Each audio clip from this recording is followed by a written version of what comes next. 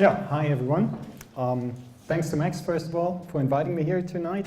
Thanks to all of you for coming here in this cold Berlin winter night and listening to my talk. I actually have to make an admission first. I've never read the book by Tim Ferriss about the 4-hour work week.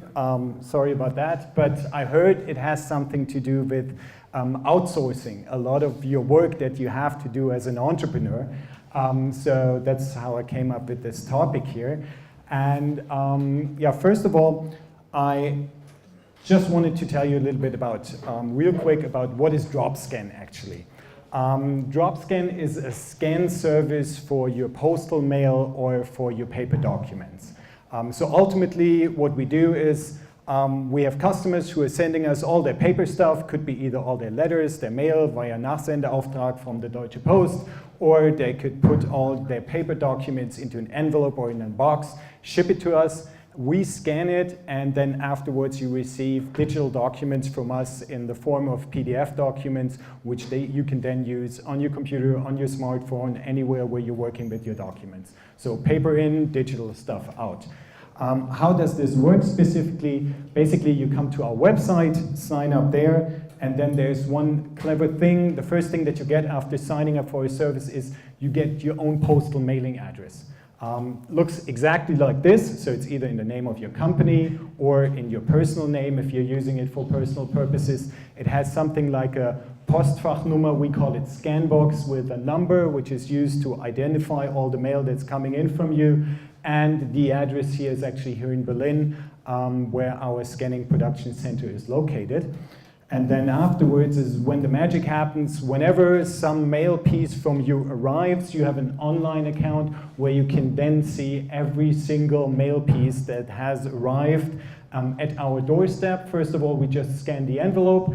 You get an email from us saying, hey, you've received mail today. And then you log into your account and you can actually see each single envelope here, and you can decide with each single mail piece what you want to do with it. If we should open it and scan the contents, we should shred it, throw it away immediately. If it's just some type of advertisement, you can even forward it to another postal mail address. So once a month, maybe you want to have all your mail that you still need in the original paper form, then you can forward it, or we can keep it for you as long as you want. We have some customers who are spending 3 years in China, and we're taking care of all their mail, and after the 3 years, they're coming back and we're shipping all this stuff to them. So this is pretty much how it looks. You can click on each envelope, you can see who has sent you the letter, and then you can also see what's inside the letter after we've opened and scanned it. And you can download the documents, of course, and can use them on your computer with the PDF files. So that's a quick overview on what we actually do.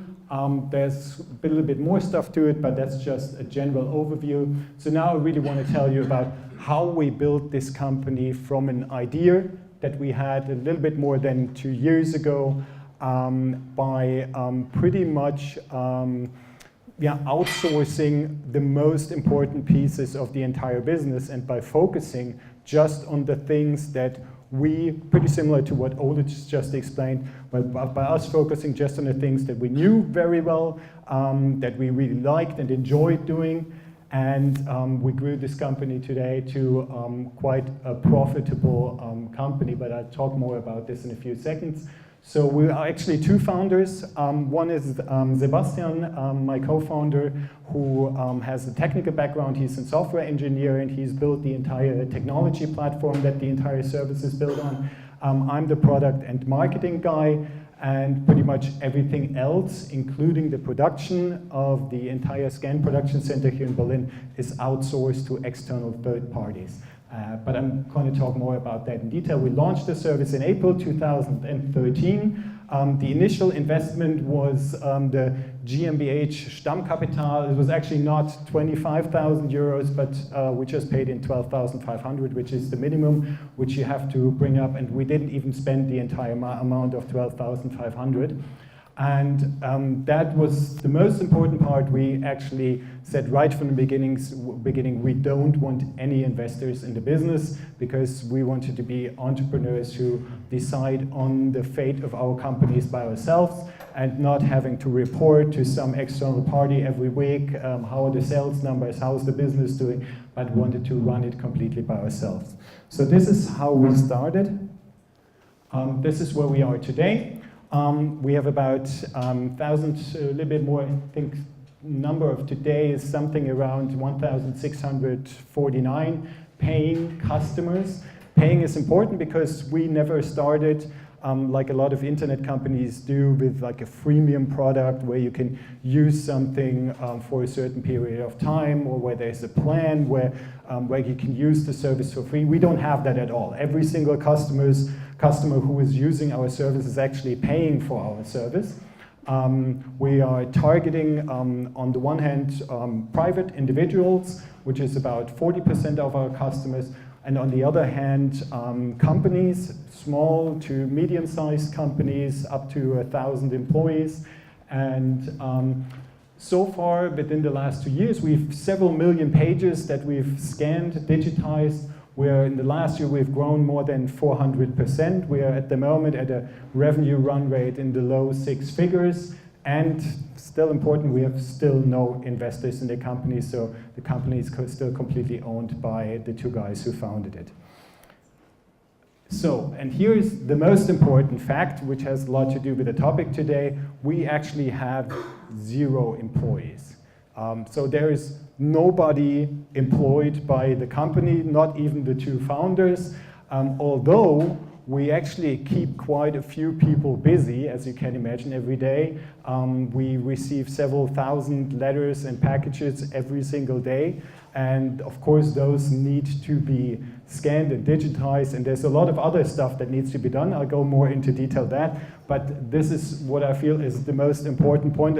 Very often when I talk to people about my business, but those of you who have your own business, one of the most important questions that you get asked all the time, so how many employees do you have? And this is seen as kind of a sign of success when you have 10, 50, 100 people working for you.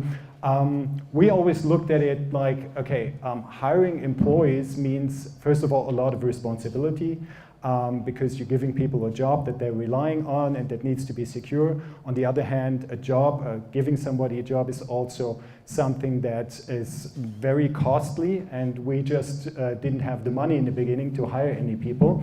But in general, what we found out, or what is something that we thought about it, discussed a lot in the beginning. All of you, at least those who are from Germany, know the saying, Selbständig means alles selbst und das ständig, which translates to English like being an entrepreneur is like doing everything yourself and all the time. We actually, as a company, we completely disagree with that. Yes, of course, as an entrepreneur, there's a million things that you have to deal with, 1,000 things that you have to work on all the time in a lot of different areas, but this doesn't necessarily mean that you should be the one who is working on those things all the time. First of all, because you as a single person, especially if you're just two guys with no money, you don't really have all the time in the world to do all these things. And on the other hand, there are a lot of other people out there who might be interested in helping with your business and working together with you and helping you to make this happen. So what we actually had, we always have, with every single thing that we think about that we want to do, is we have 3 guiding questions that we ask ourselves. And those questions pretty much are, should we really do this? So those of you who have your own business, you have ideas all the time, you have customers who come to you and talk to you and tell you this is what you should be doing and this is what's missing before I can buy anything from you. And you have this huge list of things, but of course you can't do all of them. So one of the, in my opinion, trickiest challenges as an entrepreneur is really figuring out, should you be doing certain things or should you just say, no, this is something I can't do? And the big advantage, in my opinion, of saying no to certain things and just not doing them is that you just don't have to do them. which means you don't have to spend the time on them. You can focus on other stuff that's maybe more important to you. You don't have to spend the money on it. Very often it's hard because sometimes maybe your customers are disappointed. Maybe sometimes it's something that you'd really like to do, but you just feel like, okay, there's only 24 hours to the day, and there are also other things in life. Maybe you want to spend time with family, do sports, or whatever it is. So there are tons of things that you have to say no to. So this is always the very first question that we ask ourselves. If somebody comes up with an idea, should we really be doing this? Or should we be doing this right now? Because sometimes maybe it's just not the best time to do certain things, and you postpone it to later. So we're always keeping a big list of things, and we're just tackling those things that we feel are really the most important ones. Then the next question that we're asking ourselves very often is, can we automate it in some way? The big thing is, if you don't do stuff, there is absolutely no cost involved. If you automate certain things, like we've done, for example, in our production facility, or like Ola also explained here with marketing, there's a lot of things that you can automate, especially if you're using software, and if you have someone on your team, like I do with Sebastian, where you can just build certain pieces of software, or you can use tools that are out there in the internet, automating emails, for example, things. So then that's maybe the maximum that happens is it's a one-time investment. It's a one-time investment either of your time, you have to build it, but then afterwards it just runs by itself and you don't need to put any more work into it. Or you just have something that, let's just to skip this, but the third question is, and that's really the most important part to getting to this outsourcing thing, handing certain work pieces over to somebody else. Is there somebody else who can do those things that are required, that I identified that yes, those are the things that need to be done and they can't be automated? Maybe there's somebody else out there who's better suited for this particular task than I am. Maybe that's a person or a company or a tool that has been doing this for a long time and has much better knowledge about certain things than I have. And maybe there's someone else there who'd like to do this work for me and who I can pay for. And the big advantage of this is particular in a situation where maybe you have certain fixed, sorry? 5 minutes. Okay, where you have certain fixed costs that you have to invest upfront or all the time, like employees, for example, that you have to pay all the time. You can easily, by working with somebody else together, turn into variable cost, which means only cost incur when there's actually some business going on and you're able to pay for the services that somebody else is providing to you. So I'll just make this a little bit more practical by showing some of the areas that we've outsourced. Production, huge topic for us, of course. Two really big challenges. On the one hand, there's a huge upfront investment required if you set up a scan production center, hardware, software, technical infrastructure, security infrastructure, a lot of things. Usually, if we had built this by ourselves, most probably would have needed an investment between at least 500,000 up to maybe even more than €1 million. So we knew from the beginning, because we said we don't want to have any investors, we don't have money on our own, we need to outsource this somehow. And we were lucky enough to find a company here in Berlin who actually does this, provide this kind of mail scanning service for very, very large companies. They don't do it for private individuals, they don't do it for small companies, but they do it for large companies with more than 10,000 employees. And they actually were very interested in working together with us because they always felt like, the stuff that we're doing here could be also interesting to private individuals or to smaller companies. And they have actually also learned a lot from us. So we've outsourced this to them completely. And we currently have a little bit more than sometimes between 6 and 7 people working there who are just doing the work for us all the time.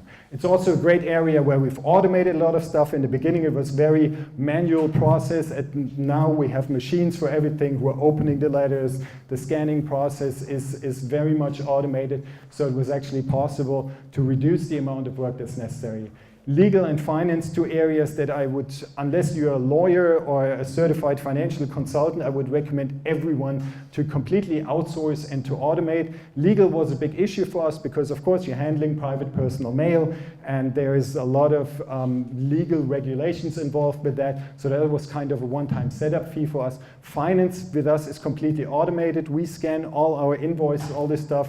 We're basically doing what we're telling our customers all the time, and it's automatically sent to our tax consultant. He takes care of it, and there's nothing actually that we need to do there at all. Marketing, sales, PR, and technology are two areas where it's, at the moment, it's kind of mixed. Marketing, we have a lot of stuff automated. Like Ola was telling earlier, sales, we try to do some manual stuff, but we're also automating that a lot more. And PR, we try to outsource, which completely failed because we tried to work with a PR agency, which ultimately didn't result in anything for us. So that's also something that I would recommend doing by yourself. Technology, it's about half-half, where we're developing a lot of stuff ourselves, but we're also handing out software engineering projects to other developers and web designers we're working with. And then there are two areas that we're completely focused on and that we're spending, at least I am, most of my time with: customer service, which I feel is super important. I've just looked it up this morning. I've written since the 1st of April last year, of 2013, I've written more than 26,000 emails to our customers, and I've learned a huge amount from that about our product, what we're doing right, what we're doing wrong. So all the input that we're getting from our customers actually helps a lot by answering these questions that I mentioned earlier. And of course, the product itself, the service that we're providing, how can we make it better, how can we change it, provide more features and more services to our customers. Just a few challenges that come with outsourcing that we've learned. First of all, it's, like I mentioned earlier, it's super difficult to set priorities and to make decisions. What's the stuff that you should be working on? It's very difficult or very challenging to find the right partners. We've had a lot of situations where we worked with the wrong partners in the beginning. Unfortunately, that was not the case in the production area, but in marketing especially. But there, even it's better than hiring actually people and finding out a month later that it's actually not working out with them. It's much better to have external partners where you figure out after some time, okay, maybe we should move on and either give it to someone else or do it by ourselves. Then also, after you've identified the right partners, working with them together. It's a different type of working together. If you have employees, very often you can just say, you go and do this, and they have to do it if you feel that's the right motivational strategy. But if you're working with external partners, it really has to be a partnership where both parties win. Otherwise, it's not going to work out in the long term. 2 points I'm not going to talk too much about. Lower margins is something where some people say, but if you hire people by yourself, it's actually you're going to make more money. I tend to disagree with that. Slower growth is also something that a lot of people have talked to us about. Hey, maybe we should take on investors and then expand globally immediately and stuff. Something that we never wanted to do. And finally, I just wanted to talk about the benefits here. Huge advantage of outsourcing all the stuff. If we had built the production facility by ourselves, if we had found investors and everything, most probably we would have launched a year or a year and a half later. We actually built the web application and the technology platform in less than 3 months. Went to market, and we immediately had the first revenues on the first days. And since then, money has been coming in, people paying us for our services, and been very happy with it. And that also provided an immediate feedback from the market. Yes, this is the right thing that we're doing. People are actually, we're solving a problem for someone and they're willing to pay for it. Biggest point I can't emphasize enough, risk reduction. If you go in with a lot of your own money, maybe even you take up a loan from a bank or something like that, huge amount of risk involved because you don't know if it's really going to work out with your company or not. If you take on investors, there's a lot of pressure on you because there's also still a lot of risk involved and they want to return for your money, something which we don't have. And ultimately, I feel like those benefits for Sebastian and me provide a lot of freedom on the one hand, something that I've been always worked as an employee before. I've been always looking for when I was employed, and ultimately a lot more fun with the work that I'm doing. That's it.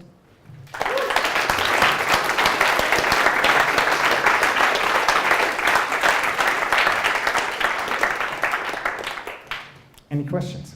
5 minutes for Q&A. Why would you outsource support? I mean, that's the first thing everybody outsources.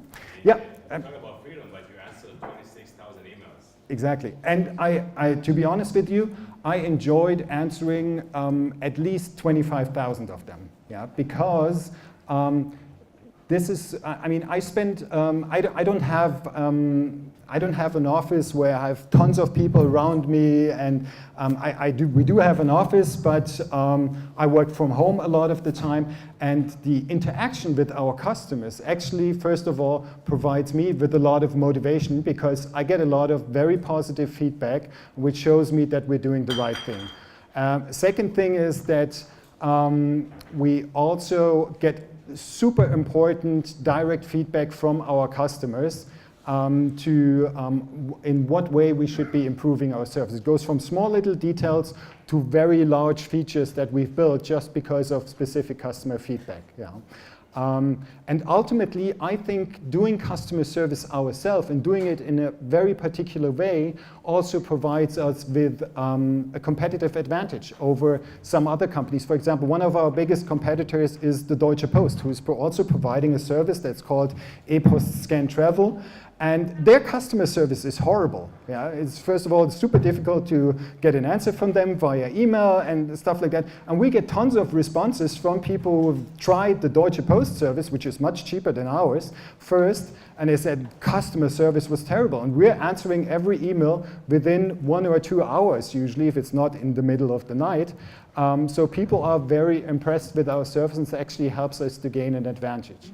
It's something that to be totally honest with you, is something that we discuss very often, if we should be outsourcing at least parts of it, because we get tons of emails that are kind of the same questions. But what we've noticed also is it's also possible to automate that up to a certain extent. First of all, you can put a lot of information on your website, in the QA, FAQs, wherever, and that reduces the amount of emails that are coming in or phone calls.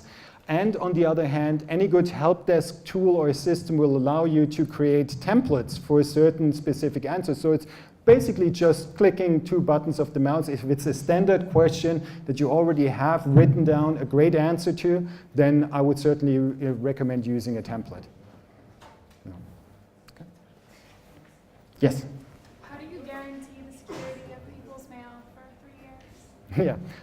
Yeah, very good question. Ultimately, security is a huge topic for us. It's something that we've actually spent a lot of work and time with.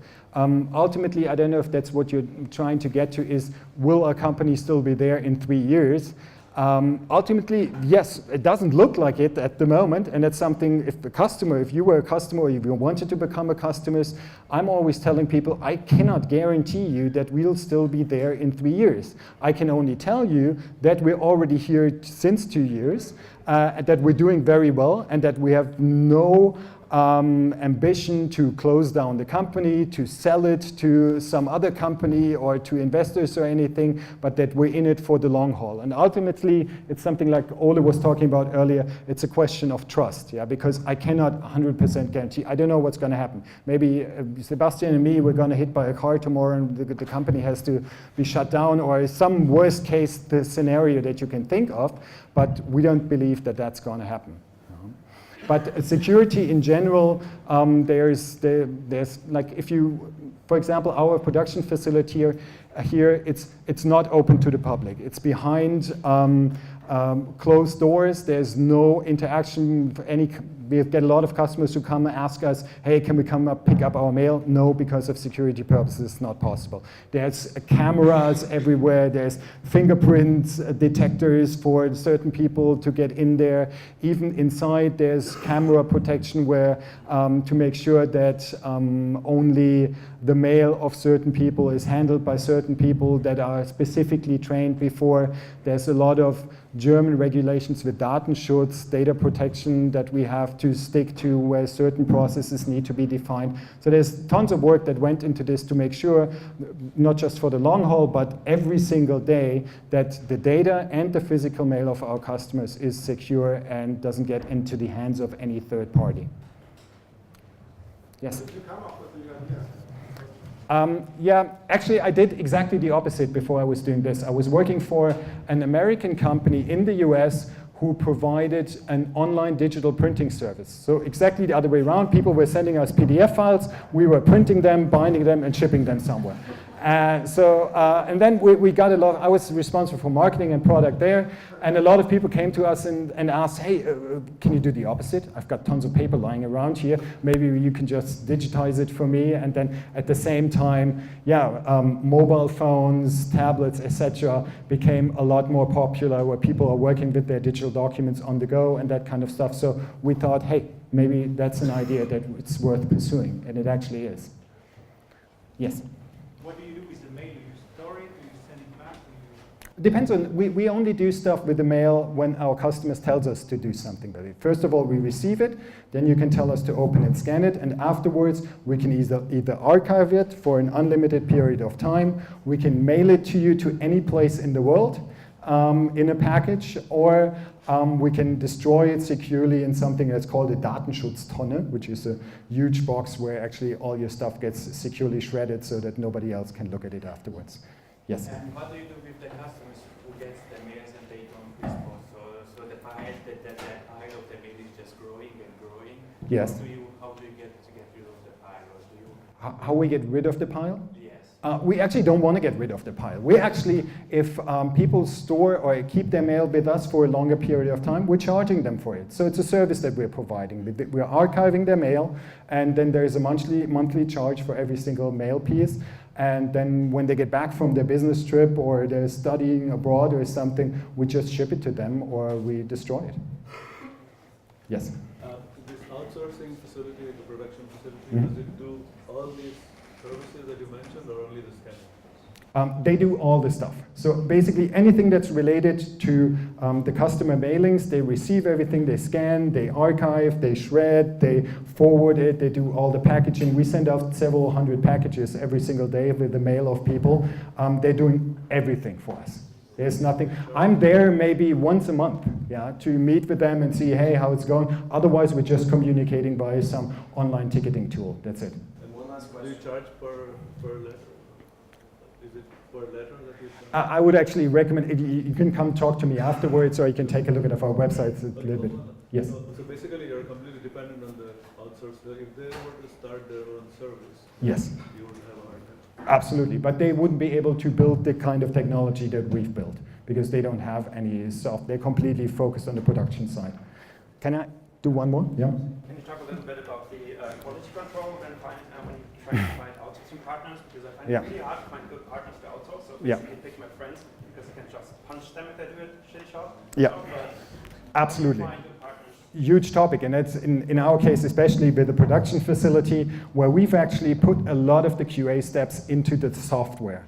So we can talk about this more in detail afterwards, where we try to make sure, or where we've tried to eliminate the possibility of errors to almost 0% by using a certain process that we've built in software that ensures that you basically can't do any mistakes, which is very important, which is super difficult. And we've spent a lot of more time on developing the software for the back end and the production workflow than we've actually spent time on developing the front end. That's it? All right, that's it. Okay, good. Thank you.